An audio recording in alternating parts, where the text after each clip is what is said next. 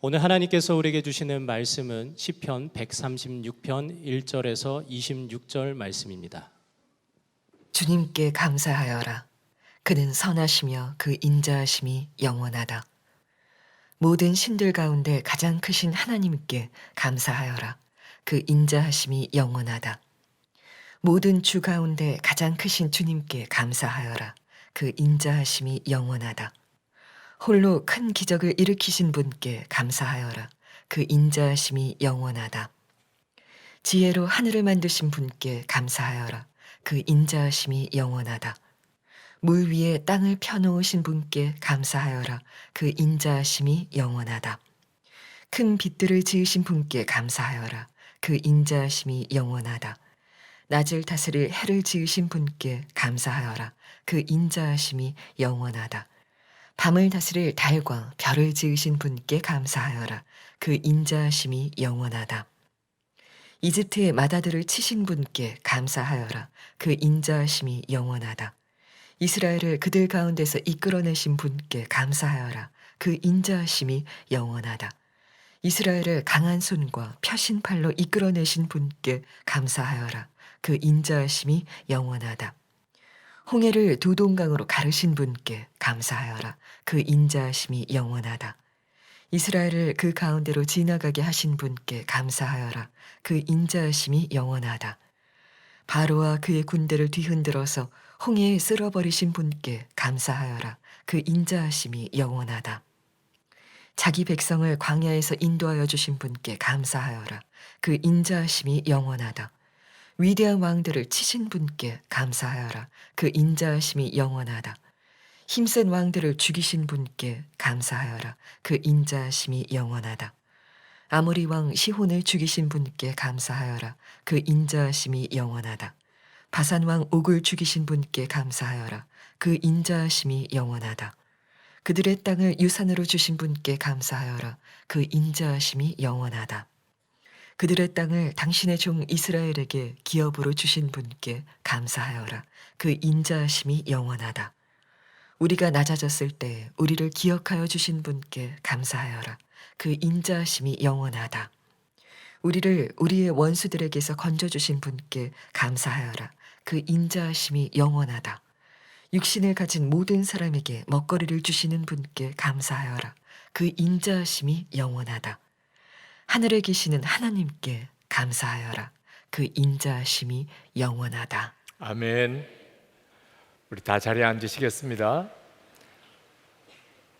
여러분 모두에게 정말 주님을 사랑하여 하나님께 예배하는 여러분 모두에게 하나님의 인자하심이 영원히 함께 하시기를 축복합니다. 오늘 이 예배를 통해서 시편 기자의 고백이 그대로 여러분의 것이 되기를 원합니다. 시편 136편에는 26절이 있는데 매 절마다 하나님께 감사하여라 라고 하는 그런 외침이 계속됩니다. 그런데 하나님께 감사하는 내용이 보면 크게 두 가지입니다. 하나는 하나님의 창조하심과 또 하나는 하나님의 출애굽 구원의 사건입니다.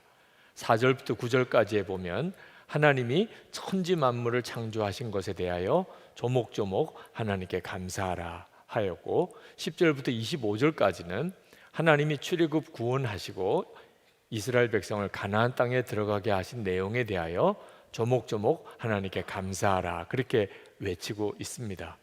하나님께 감사할 제목이 참 많이 있겠는데 왜 창조와 구원 사건에 국한해서 하나님께 감사를 고백하고 있나?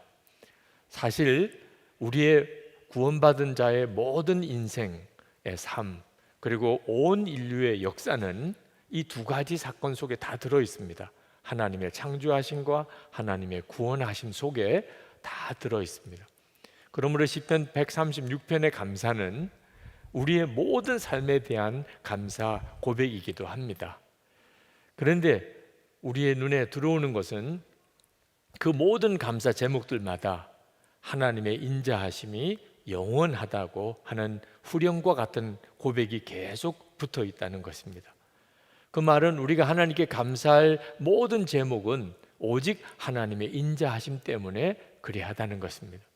하나님이 우리에게 우리의 삶 속에 영원히 인자하셔서 우리에게 감사의 제목이 끊어지지 않는다는 것이죠. 이 하나님의 인자하심이라는 뜻은 하나님께서 아무 자격이 없는 우리를 하나님의 자녀로 택하시고, 그리고 우리와 맺은 언약을 우리는 어길지라도 하나님은 끝까지 신실히 지키시고, 우리가 때때로 하나님께 범죄할지라도 하나님은 끝까지 참고 기다려 주시고, 정말 자격이 하나도 없는 우리를 하나님은 영원히 사랑하시는 것, 그게 하나님의 인자하심입니다. 가장 비슷한 단어를 꼽으라면 은혜라고 표현할 수가 있겠습니다. 이 시편 136편 속에는 이 하나님의 이 말할 수 없는 은혜에 대한 감사와 찬송이 가득합니다. 자, 그런데 오늘 이 자리에 있는 여러분들 중에는 이 시편 136편의 분위기와는 전혀 다른 분위기의 삶을 지금 현재 살고 있는 분들이 꽤 많으실 겁니다.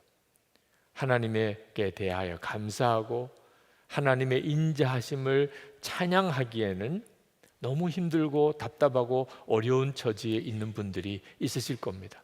뭐 성경의 내용이 틀렸다고 말할 수는 없지만 내 분위기는 아니야, 지금 내 심정은 아니야, 이런 분들도 여러분 중에 있으실 겁니다. 사실 우리 모두가 다 이 시편 136편 시편 기자의 고백과 똑같은 은혜를 받고 있습니다. 하나님은 우리를 창조하셨고 또 우리를 구원하셨습니다. 그래서 우리는 살아있고 또 영생을 얻었습니다. 그러므로 우리는 모든 것에 하나님께 감사하며 그것은 하나님의 인자하심이 영원하기 때문입니다. 그런데 여러분 중에는 욥처럼 내 생일을 저주하는 심정인 분들도 있으실 겁니다. 태어난 것이 너무 저주스럽다, 차라리 나는 태어나지 않았으면 좋았을 걸, 이런 마음이신 분들도 있으실 겁니다. 100번 양보해서 하나님의 인자하심이라고 말할 수 있는 때도 있었지만 하나님의 인자하심이라고 말할 수 없는 때도 너무나 많이 겪는다고 생각하는 분들도 있으실 겁니다. 몸이 아파 죽겠는데, 하던 일은 다 망해서 재정적으로 완전히 무너졌는데, 가족들은 다 뿔뿔이 흩어지고 가까운 사람들로부터 배신을 당하고 이런 기가 막힌 처지에 빠졌는데 이것도 하나님의 인자하심인가, 이런 분들도 있으실 겁니다. 결론만 먼저 말씀을 드리면, 여러분이 영적으로 메말라져 있고 그리고 아직도 신앙이 어린아이 상태에 있기 때문에 하나님의 인자하심이 나에게도 정말 그럴까, 그렇게 생각하는 것입니다. 여러분이 영적으로 성장하게 되면, 그리고 진짜 영적인 눈이 뜨이게 되면 하나님은 정말 모든 것에서 인자하셨다고 그렇게 고백할 수밖에 없습니다. 여러분, 부모님의 은혜만 생각해 봅시다. 부모님이 우리를 낳아주고 길러주었지만 항상 좋은 기억만 있는 것입니까? 때때로는 부모님으로부터 상처받은 적도 있고, 어떤 때는 엄마 아빠가 나에게 해준 게 뭐예요? 철없는 소리를 할 때도 사실 솔직히 있잖아요. 그러나 철이 들고 난 다음에 돌아보면 모든 게 부모님의 은혜였다. 좋은 일도 있었고 어려운 일도 있었지만 지나고 보니까 다 부모님의 은혜였다고 그렇게 고백하게 되지 않습니까? 부모님 돌아가시고 난 다음에 그때서야 마음이 깨달아진 것이, 그때는 섭섭하기도 했고 그때는 이해할 수도 없었지만 그래도 부모님 때문에 내가 지금 있는 거구나, 그렇게 고백할 수도 있잖아요. 부모님의 은혜도 그 정도라면 하나님의 인자하심은 더 말할 것도 없습니다. 세월이 지나고 난 다음에 돌아보면, 내가 이제 죽어서 하나님 앞에 갈 때가 되었을 때 내 인생을 돌아보면, 아, 그게 다 하나님의 인자하심이었구나, 정말 하나님은 나에게 너무나 인자하셨다고 그렇게 다 고백하게 됩니다. 하나님의 창조하심, 그 속에 하나님의 인자하심이 있다고 그랬는데 우리가 살아있다는 것 자체가 하나님의 인자하심이라는 것입니다. 여러분, 정말 죽을 것 같은 중병에 걸려서 병원에 입원을 했는데 극적으로 완쾌가 되어서 퇴원하게 될 때 그때 그 기쁨과 감사한 마음은 도대체 무엇 때문입니까? 살았다는 거죠. 그냥 단 하나, 내가 죽지 않고 살았다는 것 때문에 병원을 퇴원할 때 그렇게 기쁘고 모든 것이 감사하잖아요. 정말 끔찍한 사고를 당해서 다 죽었을 거라고 하던 그 상황에서 구사일생으로 살아났을 때 그때 느끼는 그 안도감과 뭐라고 설명할 수 없는 기쁨은 무엇 때문입니까? 죽지 않았다고, 살아있다고 하는 것 때문 아니겠습니까? 아유, 목사님, 차라리 그때 죽었으면 나는 좋겠어요. 이런 정말 막말을 할 심정이라 할지라도, 자기 자신은 그렇다 하더라도 사랑하는 사람, 가족들, 그들이 정말 죽을 수밖에 없는 처지에서 그가 살아났을 때 어찌 그걸 기쁘지 않다고 말할 수 있습니까? 여러분, 살아있다는 것 자체에 하나님의 말할 수 없는 인자하심이 있는 겁니다. 오늘 이 자리에 앉아서 이렇게 하나님께 예배 드리는 여러분에게 하나님의 인자하심이 그 자체로서 이미 충분하십니다. 영상으로, 인터넷으로 이 설교를 들으시는 분들의 처지가 다 제각각이겠지만 우리가 지금 하나님의 은혜로 이렇게 살아있다는 것 자체에 하나님의 말할 수 없는 은혜가 있는 겁니다. 우리나라도 마찬가지입니다. 사실 우리나라의 지난 근세, 현세 역사를 돌아보면 이렇게 저렇게 할 말들이 많이 있겠지만 너무나 분명한 것 하나는 말할 수 없는 하나님의 은혜가 우리나라에 있었다는 것입니다. 여러분, 지난 현세 우리나라의 역사를 돌아보면 정말 있을 수 없는 기적과 같은 일들의 연속이었습니다. 일제치하에서 우리가 8.15 광복절을 어떻게 맞이했습니까? 6.25 전쟁이 일어났을 때 우리나라가 어떻게 살아났습니까? 전쟁 후 폐허 같은 데서 우리나라가 어떻게 일어날 수 있었습니까? 이 땅에 어찌 이런 경제적인 기적과 정치적인 기적이 일어날 수 있는 것입니까? 세계 어느 나라 모든 민족이 다 그렇습니까? 물론 지난 역사를 돌아보면 반성해야 될 것 있습니다. 우리가 반드시 고쳐야 될 것도 있습니다. 잘못 살았던 것도 분명히 있습니다. 그러나 여러분, 분명한 것 하나는 하나님의 은혜가 우리나라와 우리 민족에게 있었다는 것입니다. 만약에 하나님의 은혜가 없었다면 우리는 지금 이렇게 존재하지도 않았습니다. 이런 엄청난 하나님의 은혜를 우리가 받고 있음에도 불구하고 하나님의 은혜에 대한 감사는 지금 우리나라에서 잘 찾아보기가 어렵습니다. 지난 역사에 대한 해석의 차이, 입장의 관점의 차이 때문에 서로 상대방이 완전히 존재 자체가 다 사라질 정도로 극단적으로 미워하는, 저주하는 그런 무서운 국민의 분열이 우리를 더 두렵게 합니다. 북한의 핵이나 중국이나 일본보다도 더 무서운 것은 그런 은혜를 받고 살았으면서도 우리 국민들의 마음이 찢어질 대로 찢어지고 서로에 대한 무서운 증오로 그렇게 바꾸어져 가고 있다는 것입니다. 여러분, 분명히 알아야 합니다. 우리나라는 하나님의 은혜 안에 있습니다.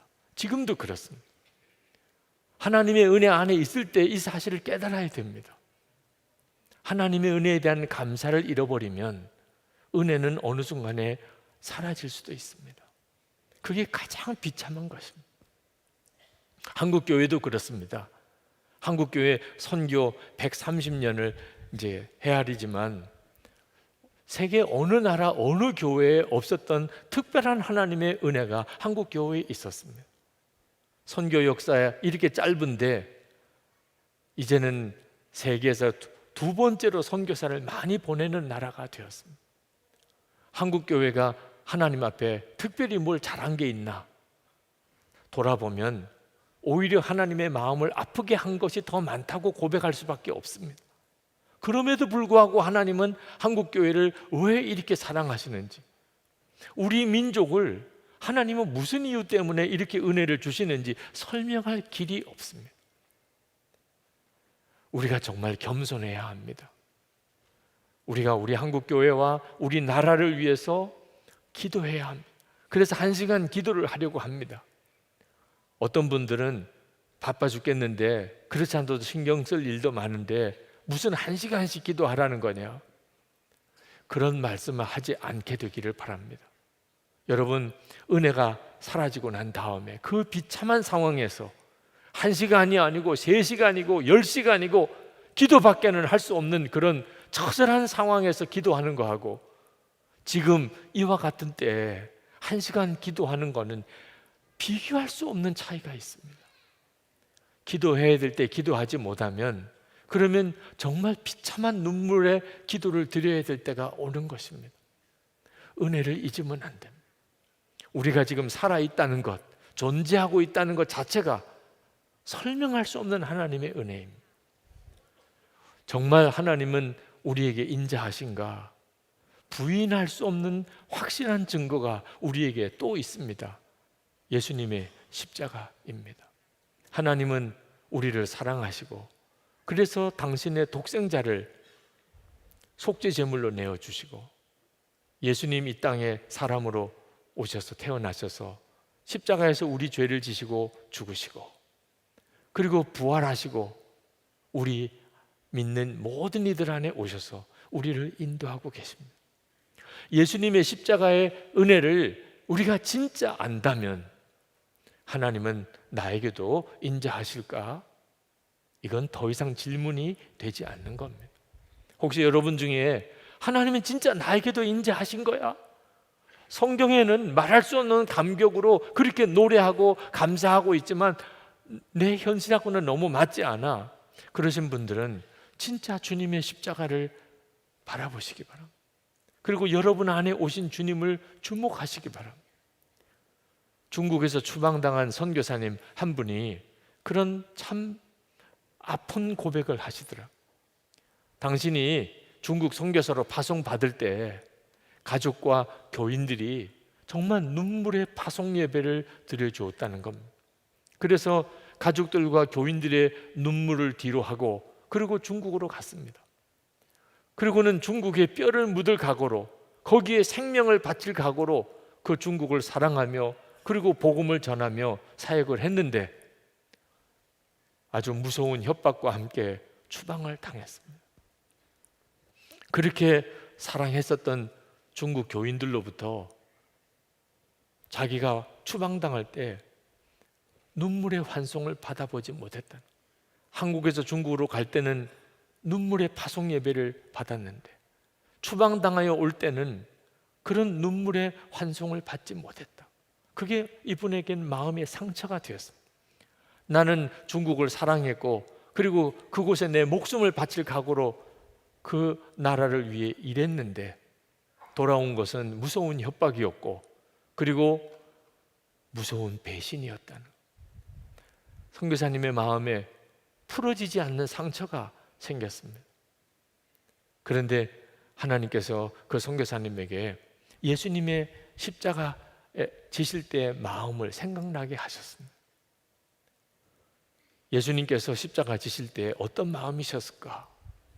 하늘의 보좌를 버리고 그리고 온 인류를 구원하기 위해 오셨는데 십자가에 못 박힘을 당하고 있을 때 주님의 마음은 어땠을까? 마음에 그 선교사님 마음의 통렬히 내가 중국에서 이렇게 추방당한 것과는 비교할 수 없는 그런 아픈 심정이었을 것이요. 지금 내가 겪는 일은 예수님의 십자가에 동참하는 것이구나. 그러면서 마음의 상처가 풀어지고 그리고 중국을 위한 기도가 다시 시작이 되었노라고 그렇게 고백을 하셨습니다. 여러분도 주 예수님을 정말 바라보시기 바랍니다. 그러면 하나님의 인자하심을 부인할 수 없을 것입니다.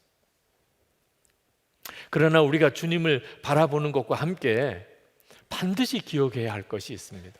하나님께서 왜 나에게 인자하실까? 왜 나에게 이런 말할 수 없는 은혜를 주시는 걸까? 하나님은 우리를 통해서 우리 주변에 있는 사람들에게 하나님의 사랑과 은혜를 흘려보내기 위해서 그리 하셨다는 것을 명심해야 합니다. 이사야 49장 6절에 이렇게 말씀합니다. 내가 또 너를 이방의 빛으로 삼아 나의 구원을 베풀어서 땅 끝까지 이르게 하리라. 하나님께서 이스라엘 백성을 택하여서 그 백성을 사랑하시고 그리고 당신의 백성으로 삼으신 까닭은 이방의 빛이 되게 해서 땅 끝까지 모든 족속에게 하나님의 인자하심을 증거하게 하기 위함이라는 것입니다. 이것이 바로 우리를 향한 하나님의 계획입니다. 우리에게 인자하신 하나님의 뜻입니다. 여러분이 이 사실을 잊으시면 하나님의 인자하심의 은혜를 받고도 여러분 자신은 전혀 하나님의 인자하심을 느끼지 못하는 영적인 메마름에 빠지게 됩니다. 예수님께서 우리를 향한 계획은 단순히 우리만 구원하시는 게 아닙니다.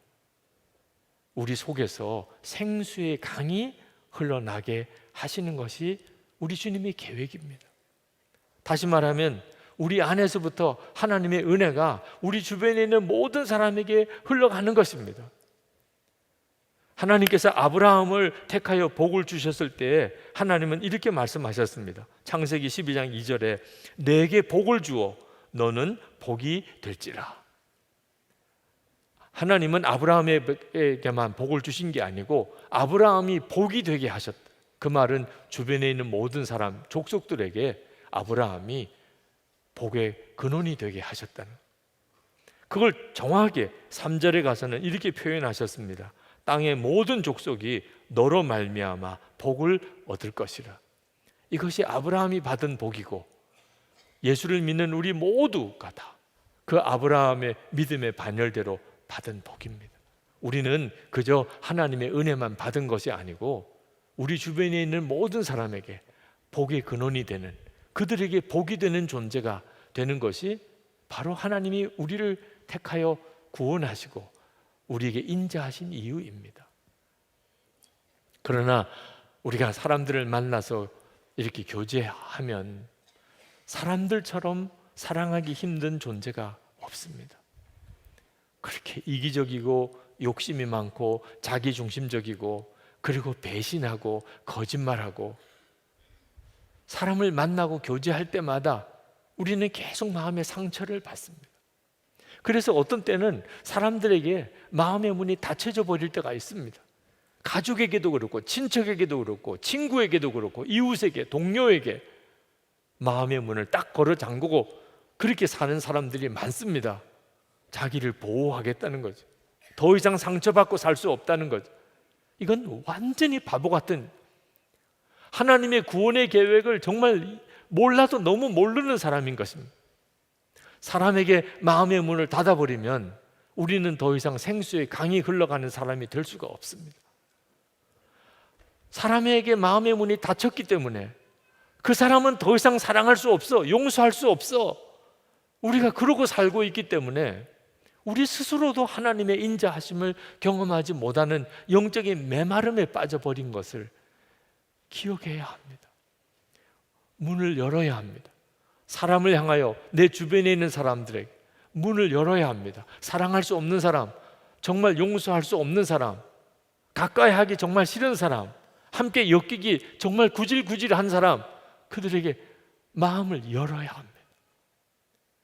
주는 것이 우리 자신이 하나님의 은혜를 누리는 비밀인 것입니다. 그래서 예수님께서 이렇게 말씀하셨습니다. 주면 넘치도록 받을 것이라. 누가복음 6장 38절에 주라, 그리하면 너에게 줄 것이니 곧 후이 되어 누르고 흔들어 넘치도록 하여 너에게 안겨주리라. 여러분, 정말 하나님의 은혜를, 그 인자하심을 누르고 흔들어 넘치도록 그렇게 경험하고 싶습니까? 그러면 딱 한마디를 기억하셔야 합니다. 주라. 우리가 마음을 열고 또 용서를 주고 또 사랑을 주고 또 관심을 주고 우리가 그렇게 하면 우리는 생수의 통로가 흐르는 말할 수 없는 은혜의 삶을 살게 됩니다. 문을 걸어 잠그니까 하나님의 은혜가 내 속에서도 다 마른 것처럼 느껴지는 것입니다.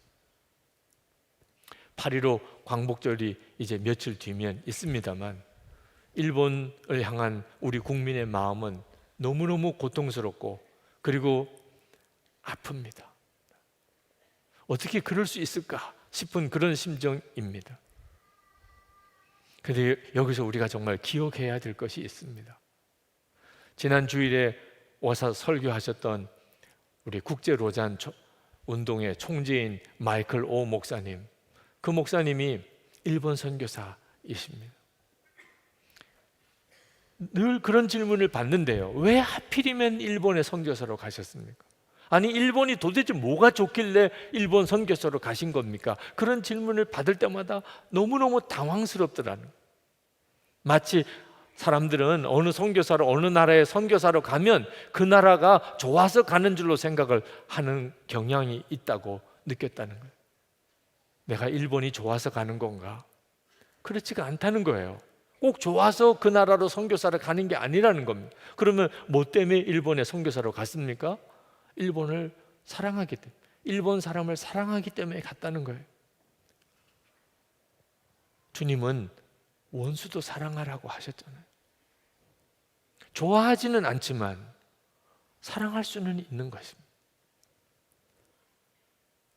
하나님께서 그들에게 사랑이 필요하다고 깨달았기 때문에 내 속에 있는 주님의 사랑을 그들에게 흘려보내기 위하여 간 거죠. 마이클 오 목사님이 어릴 때 자라면서 주변 사람들로부터 마음의 상처를 많이 받았다고 그랬습니다. 그래서 어릴 때 참 어린애 같은 마음의 소원이 하나 있었는데, 나는 나보다도 나를 더 사랑해주는 여인을 만나서 결혼하고 싶다, 그런 꿈을 가졌대요. 나보다도 나를 더 사랑해주는 여인을 만나서 결혼하고 싶다. 그런데 대학 들어가서 복음을 듣고 진짜 나보다도 나를 더 사랑하는 하나님의 사랑을 만났습니다. 하나님이 그렇게 나를 사랑하시는 것을 깨달았어요. 그리고 사람이 완전히 달라져 버렸어요. 그리고 그 사랑을 도대체 누구에게 가서 전해주기를 원하시나? 그래서 일본으로 간 거죠. 여러분 자신보다도 여러분을 더 사랑하시는 하나님의 사랑을 경험 안 한 사람이 오늘 이 자리에 누가 있습니까? 예수님을 믿었다면 여러분 자신보다도 여러분을 더 사랑하시는 하나님의 사랑을 다 받은 사람. 그런데 마이클 오 목사님과 다른 게 뭐가 있습니까? 그 사랑을 다른 사람에게 흘려보내주기 위해서 삶을 결단한 것은 차이가 있습니다. 은혜를 받겠다고만 하고 사랑을 받겠다고만 하는 거하고, 내게 임한 이 엄청난 하나님의 사랑을 또 필요한 사람에게 흘려보내주고 나누어주겠다고 하는 것 사이에는 엄청난 차이가 있는 것, 삶을 완전히 다르게 만드는 것입니다. 지난 말레이시아 선교사 수련회 가서 섬기면서 선교사님 한 가정 이야기를 들었습니다. 참 마음이 아팠습니다. 그 선교사님 가정이 아주 오지에 있는 부족들을 향하여 그렇게 열심히 사역을 하다가 어느 날 남편 선교사님이 갑작스러운 교통사고로 세상을 떠났습니다. 5년 뒤에 그 아내 되는 선교사님이 암으로 세상을 떠났습니다. 중학교 2학년, 초등학교 6학년 딸 둘만 남았습니다. 한국에 있는 할머니 집에 가서 그 두 딸이 자랐습니다. 큰 딸은 성장해서 하나님을 떠났습니다. 하나님의 인자하심을 어떻게 믿을 수 있나요? 하나님이 살아계시다고 어떻게 믿을 수 있냐 말이에요. 누가 그 딸에게 너 그러면 안 되라고 말할 수 있을까? 그 이야기를 듣고 얼마나 마음이 아팠는지 모릅니다. 하나님이 살아계시다면, 하나님이 인자하시다면 어떻게 우리 엄마 아빠를 이렇게 할 수 있으며 우리를 이렇게 내버려 둘 수 있겠느냐. 그런데 더 충격적인 것은 그 둘째 딸, 동생 되는 둘째 딸은 선교사로 갔습니다. 엄마 아빠의 뒤를 이어서 선교사로 갔습니다. 주님을 만나고 보니까 말할 수 없는 하나님의 인자하심이 그 슬픈 가족의 아픔 속에도 있더라는 거예요. 그 사랑을 전해주기 위해서 아버지, 엄마가 다 못했던 일을 감당하려고 선교사로 떠났어요. 저는 그 큰 딸을 주님 앞에 올려드리고 싶어요. 지금은 이해할 수 없는 아픔이라 하나님을 더 믿을 수 없다, 그럴 수밖에 없는 심정 충분히 이해가 되지만 그도 역시 하나님은 인자하셨습니다. 지난 날은 정말 하나님의 은혜였습니다. 이렇게 고백하게 주님이 만들어 주실 수 있을 거라. 그도 그렇게 고백하고 그 은혜의 삶을 살게 될 것이라고 믿습니다. 여러분, 여러분의 삶 속에서 하나님 나에게 인자하신 하나님이 아니시야, 이렇게 말할 수 있는 것도 여러분의 선택입니다. 아니야, 주님의 십자가를 바라보면서 하나님은 나에게 한 번도 인자하지 않으신 적이 없어, 그렇게 고백할 수 있는 것도 여러분의 선택입니다. 그 이후의 삶은 완전히 다른 삶입니다. 혹시 여러분 중에 아직도 믿음이 흔들리는 분이 있습니까? 여러분의 처지와 형편이 너무 힘들다고 하나님의 인자하심에 대한 감사와 찬송을 잃어버린 분이 있습니까? 주님을 정말 바라보시기 바랍니다. 그리고 사람에게 대하여 닫혀있는 마음을 여시기 바랍니다. 은혜는 흘러가야만 비로소 역사가 있습니다. 이 시간에 우리 같이 기도하는 시간을 좀 갖겠습니다. 오늘 이 시간 주님께 나온 여러분에게 하나님의 인자하심이 얼마나 풍성한지를 주께서 분명히 깨닫게 하시기를 원합니다. 그래서 여러분의 마음과 심령이 감사와 찬송으로 일어나게 되기를 원합니다. 여러분을 통하여 하나님의 은혜가 여러분 주변에 동일하게 좌절하고 낙심하고 그리고 원망하고 탄식하는 이들에게 흘러가게 되기를 원합니다. 우리 한국이 지금 대단히 어려운 처지에 있지만 분명히 믿습니다. 중국과 일본과 북한의 우리나라는 은혜의 통로입니다. 생수의 강이 흘러가게 하나님이 우리를 택하셨습니다. 그 역사가 그쳐지지 않게 되어야 합니다. 하나님, 은혜의 역사가 계속해서 우리 안에 뜨겁게 일어나게 되기를 원합니다. 주님, 제가 정말 생수의 강이 흘러가는 삶을 살게 되기를 원합니다. 기도하겠습니다.